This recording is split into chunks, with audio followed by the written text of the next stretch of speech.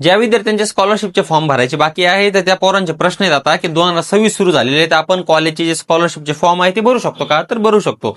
आता त्यामध्ये ना तुमचे जे प्रश्न आहेत ना की लास्ट डेट वगैरे किती असते महा डीबीटी फॉर्म वगैरे भरायचे, काय करायचं ज्यावेळेस तुम्ही लॉग इन करताना मित्रांनो, तर त्यावेळेस इथं यायचं ऑल स्कीम मध्ये. ऑल स्कीम मध्ये आल्याच्या नंतर तुम्हाला ना बघा इथं खाली गेले ना तुम्ही थोडंसं स्क्रोल केल्याच्या नंतर इथं पूर्ण तुम्हाला स्कीम वाचायला मिळतील.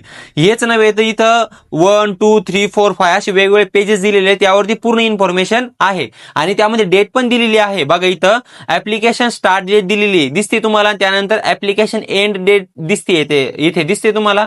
तर त्यामध्ये किती दिले बघा, 26/6/2025 ला स्टार्ट झालेला हा फॉर्म आणि एंड कधी हा, तर हा एंड आहे 31/3/2026 ला.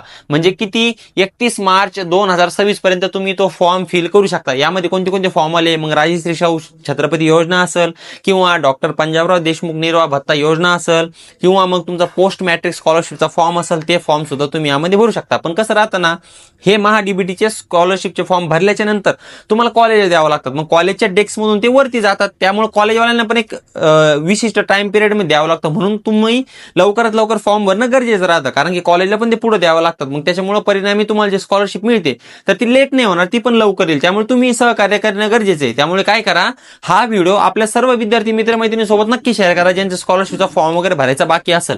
आणि फॉर्म कधीपर्यंत भरून घ्या, ह्या 10-15 दिवसात म्हणा किंवा जानेवारी एंड पर्यंत 90% फॉर्म भरण्याचा प्रयत्नच करा तुम्ही. आणि सोबतच अशा एज्युकेशनल इन्फॉर्मेशन साठी सह्याद्रीला फॉलो करा आणि आपल्या युट्यूब चॅनलला सुद्धा नक्की सबस्क्राईब करा.